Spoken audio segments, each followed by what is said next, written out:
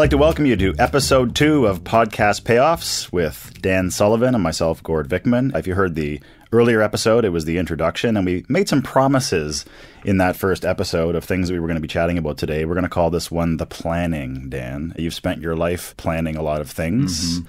You've been wildly successful in some planning, and a lot of it is very spontaneous, and we were talking about that on the earlier show as well. Just to do a little bit of a recap here, you've been podcasting. You started off with Joe Polish, and you've been doing it now for about how many years? 6 years about right 6 now. years. Yep. And what is it about the medium that has allowed it to drive the exponential growth and lead people not only into the program, but sort of increase your profile as an entrepreneurial coach as well? Again, these are things that have surprised me about the podcast medium, because in the last 6 years, it's gone from, some people actually using podcasts to it really becoming major. And you gave me some statistics just this week that the scorecard, which indicates how many people are doing this, there's 700,000 podcast series in the world. There's other numbers there, which made us very delighted that of the 700,000, we have 4 podcast series currently that are in the top 5% of most listened podcasts, most downloaded podcasts. But I think the real impact of this came to me because I started a new 10 times workshop in late 2018, and there were 3 entrepreneurs from Mumbai in India who had come all the way to Toronto for their first workshop, and they actually met each other at the Toronto workshop.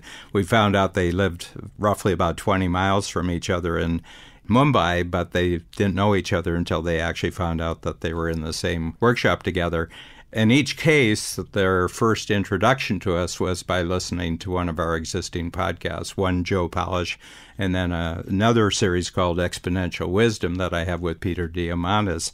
And they said that we really got interested in the way you talked about things and what you talked about, and then we found out that you had a program, and then we went to the website, and it was easy to sign up on the website. And so in all 3 cases, they were sign-ups on the website. They didn't really ask for a lot of interface with our team before they actually made a decision. They just said, we really like how he talks about things entrepreneurially on his podcasts, and we feel that this will be the quality that we actually experience when we come to the workshop. So I think that's the huge surprise to me, is that what people are actually checking you out for initially is not what the content of the workshop's going to be. They want to know, regardless of what content it is, this is how it's going to be talked about, and I'm going to be part of that conversation. So for you listening right now, if you're thinking about hosting your own podcast, maybe you have one, and maybe you're looking for some tips or some things that will help sort of lead you into that area where you're getting not only the feedback, but maybe the benefits. We promised at the top that we're going to be talking a little bit about the planning. We're not going to get too much into the nitty-gritty details, but there are some things that you should probably remember if you're thinking about starting a podcast. And the number one thing that I wanted to just throw out there, Dan, is just you need to have something to say. So what is it about having something to say on not only the shows that we produce in-house here, but all the partner shows? You use a tool called the Fast Filter that we're sort of looking at right now. And this kind of lays out the structure of the show. And it sort of lays out for you and those hosting with you what you're going to go through piece by piece. So why don't you just talk about the Fast Filter for a moment and how it can help you get clarity on the shows that you're doing? Because some of these partners that you host shows with, you may not have spoken to them for a month. So it's hard to maybe catch up, but this gives you clarity right off the top, and it lets people know what you're going to be doing. Yeah, and I would say that when I put the Fast Filter together for an upcoming podcast, I do it for my reason, just to get myself back focused into what the specific type of conversations are that I have with that particular partner. So it brings me in mind, I'm not just preparing a podcast, but I'm preparing a podcast with a particular conversational partner. And right now, including this one we've just started, I have 10 podcast series. I have a great ability to get out of control when I really enjoy a particular activity, and I have to be very, very considerate about what kind of load this puts on, our team, and I'm good at making up things. The other point, in the case of the Fast Filter that we did here, I kind of surprised you a while back, maybe a month back. I surprised you by saying, Gord, I think we ought to do a podcast together, because since so many of our strategic coach clients are listening to podcasts, and they're aware of the growing importance of podcasts from a lot of other sources that they have. I said, I think because we're getting so many requests, how do you do this? How can I think about this? That I said, I think this is a great coaching level, an added value level for them being in strategic coach, that we should get them comfortable with possibly a new multiplier in the way that they communicate with the world. And it's, if you haven't done it, it's really hard. But if we can give them sort of a baby step, path to kind of get used to it and try it out. And let's get them off with the right information, the right intention, the right focus when we're doing that. So one is I don't want a blowback that, look what you got me into, But I would say the other thing is that this isn't any different than anything else that you learn in Strategic Coach program. And that is that if you're completely intentional and you know exactly why you want to communicate a particular idea, and you know why exactly, and this will be valuable to the listeners, you've really solved about 80-90% of the quality issue of whether this will actually work. So if I'm completely sold on the idea, the confidence that I have of actually being sold that this is a really good idea to communicate. And I'm not communicating 3 ideas here. I'm communicating 1 idea. 3 ideas may come out of it as a result of the back and forth that we do on the podcast. But essentially, I just want to get across 1 major idea. And then I want to be clear that the listeners would really, really enjoy this 1 idea. I can't be in the room with the person listening to this. So I've got to really imaginatively get over into the mind of my strategic coach listeners. Some of them are active strategic coach. Some of them have been in the coach, but they like hearing what we're doing. And then there's individuals who would be interested in knowing how we do things at Strategic Coach. And I've got to check out in my mind that what I'm saying to them, what I'm going to communicate in the course of the podcast, will actually be valuable to them. That's how the fast filter kind of gives you clarity on the show that you're about to do. So just backing up a little bit, we were talking about, people who may be interested in starting a podcast, do you have something to say? I think most people, if they were to be stopped on the street and asked, do you have something to say? Most people would like to answer yes. I think it'd be pretty self-deprecating if you said, no, I have nothing to say.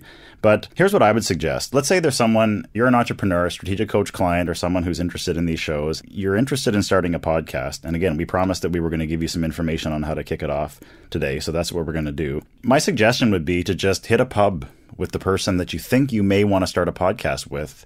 Get some pints in front of you, or maybe if you prefer coffee, take the fast filter, fill it out, and actually run through a dry run of the show. See if you can actually carry a conversation with that person. See if you have any chemistry, and we'll talk about chemistry in a moment, but see if you can actually do it. If the show, quote unquote, falls flat after the first 5 minutes, or you find yourself getting distracted, maybe that's not the right person that you should be hosting with, or maybe you need to start revisiting other areas of interest or other topics, because if you can't do it on a trial run, then when the microphones get in front of you and things get real, it's probably not going to work. So moving right along to choosing your co-host, I had this idea because there's been people that I've worked with in my radio career who are wonderfully talented broadcasters, but there's just something that when we got in a room together, for whatever reason, it just didn't work. And chemistry is a huge part of it.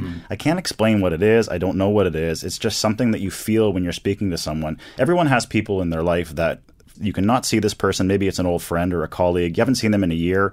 You get together and you start talking, and it's like there's been no distance or no space between you. You guys have great chemistry.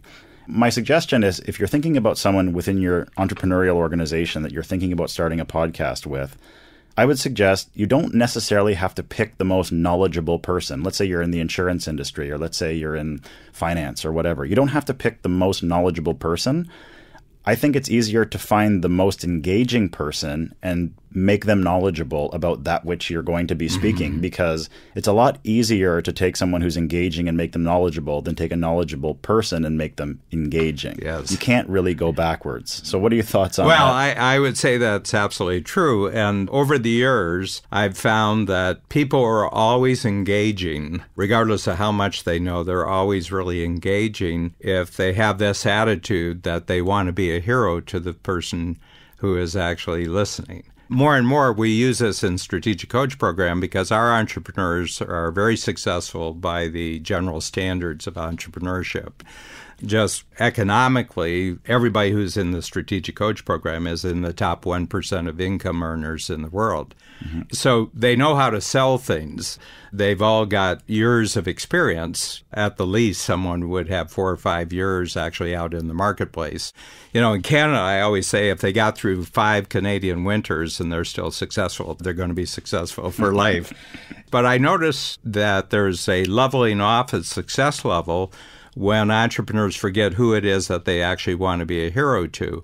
If you're listening to a podcast series, you can instantly tell that if I was actually meeting this person face to face, and it's not through the internet that I'm meeting them, that this person would be really interested in me when I'm in a conversation with them. I don't know if you can learn that, Gord. I was a little kid. I'm a 5th child in a family.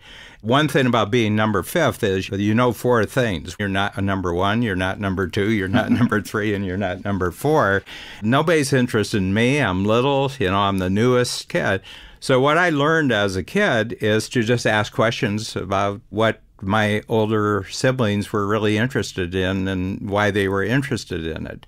And I just found that if you're interested in other people and you're interested in asking them questions that you don't know the answer to, so that what they tell you is going to be news to you, and then you can ask about the news that they tell you. So here's the thing. If you're thinking about podcasting, but you're not actually interested in the people you want to podcast to, don't start podcasting, because it will be instantly picked up on the other side. This person isn't actually interested in me. Mm-hmm. But I have to tell you, entrepreneurs, just by the nature of being long and successful, have generally developed this ability of being very, very interested in their prospects and their clients and their customers. And they don't ask questions that they already know the answer to. They're not trying to use a question to corner somebody.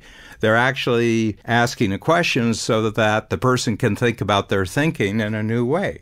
And then they can see, is what I offer, because every entrepreneur has a specific product, or they have a specific service, or they have a specific solution, and they can't tell before they find out what the other person is really thinking about in their future, whether this person even would have any value for what they're selling. So people would come to me and tell me that, I've been at trade shows, and people say, well, tell me why I should need you. And I said, well, I have the foggiest idea whether you should need me.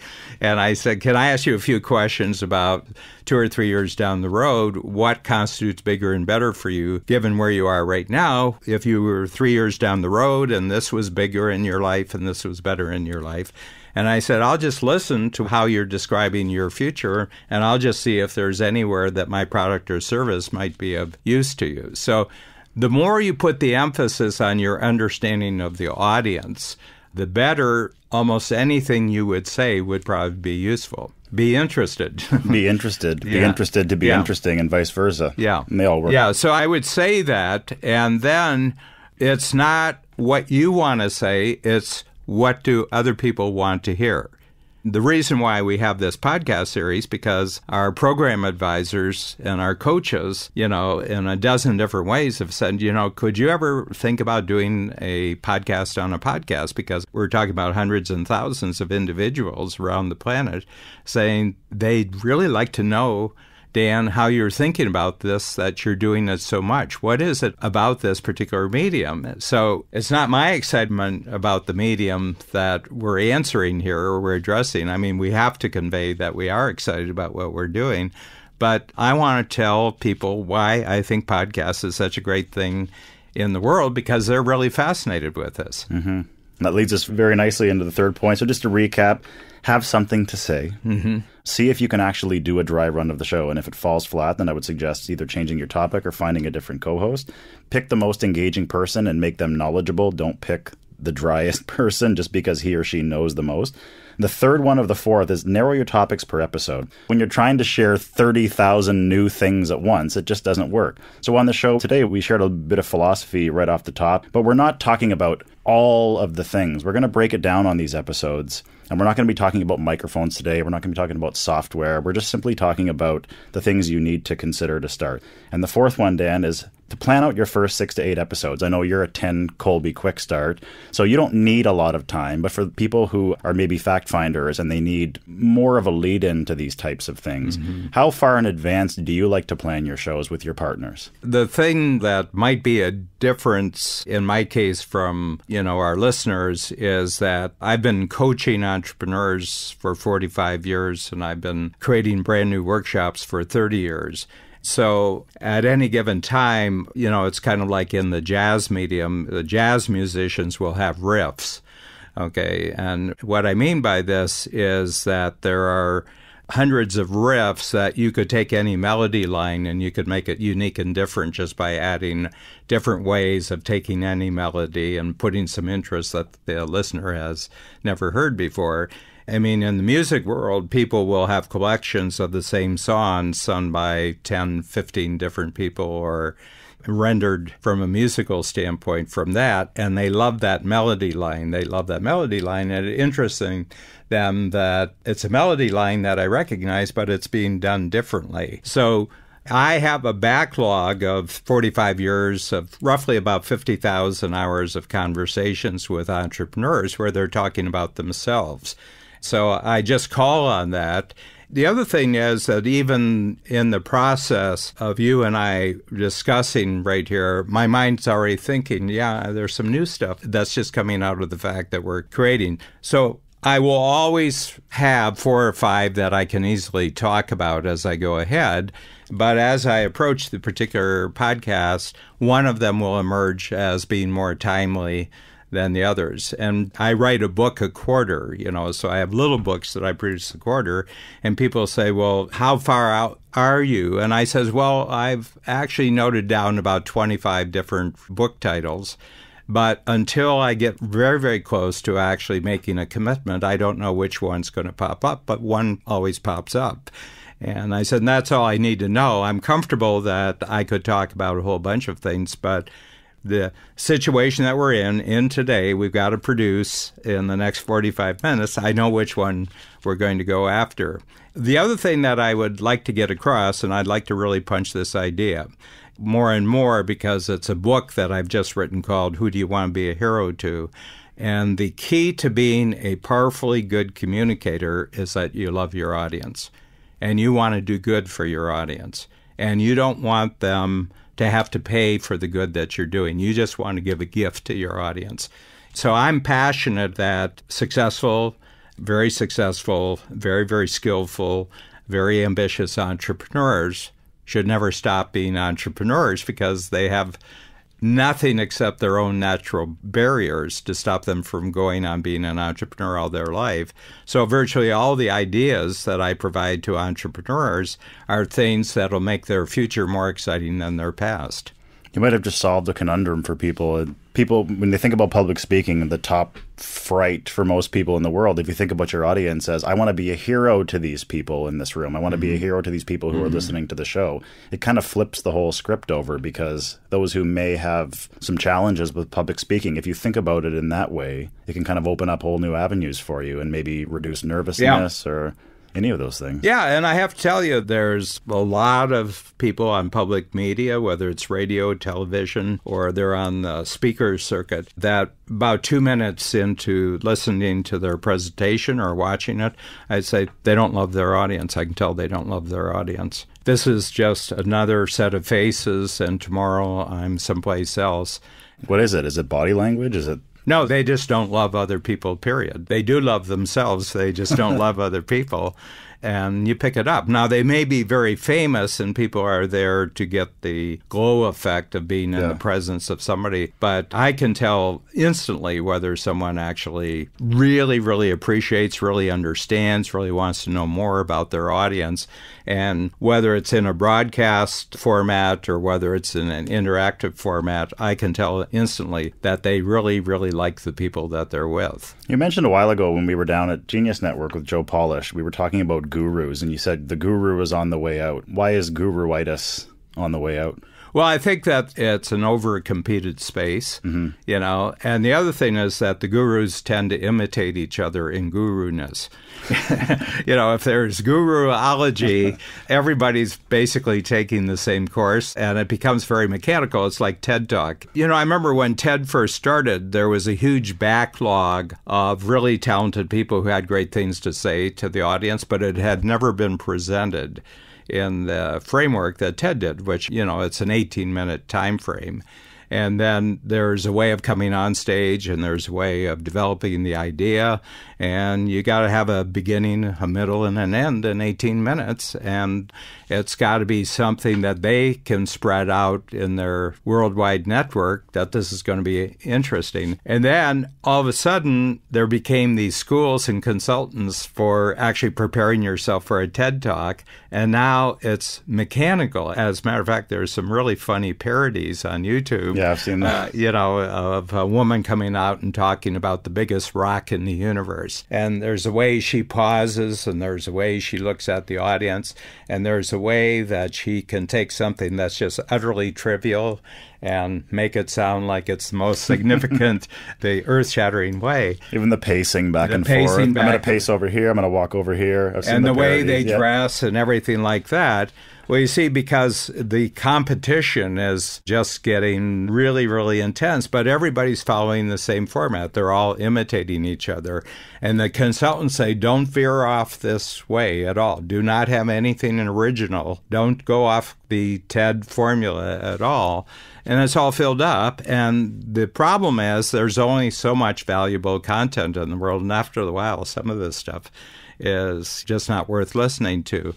I mean, here's the image. In 1953, in May, I can remember it because it came over the radio, is that Sir Edmund Hillary had finally been the first human being where we have a record that he got to the top of Mount Everest.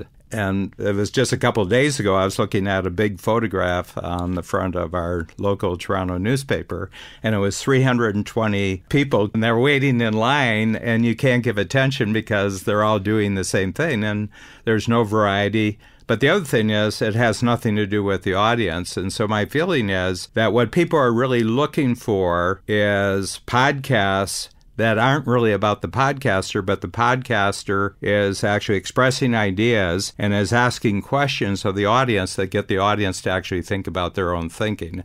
And that the great takeaway for the audience is what happened to their thinking as a result of the structure and also the context that was established by the podcaster. Yeah, it's the foundation and the bedrock of Strategic Coach, thinking about your thinking. That's a great spot where we can wrap up the second episode here of Podcast Payoffs. Just to recap, do you have something to say? That's very, very important. Choose your co-host. Don't always look for the most informed person. Find the most engaging. Narrow your topics per episode. And you can have some fun. I mean, we went off on a few tangents here today, and no one's going to whip you for that. But don't try to cover everything at once. And finally, plan out your first 6 to 8 episodes in advance. We have ours done here. You can do that too. If you're a Colby Fact Finder, for those who are in Coach, I mean, it's the organization of it is all entirely up to you. If you need more of a plan, then create more of a plan. If you want to do it more just off the cuff, like those who are the quick starts, you can do that as well. Whatever works for you, but we encourage you to just not script it. So now that we have the planning all done, Dan, we're going to share with our listeners preparation and impact as well. And that's coming up on episode 3 of Podcast Payoffs. Thanks, Dan. Thank you.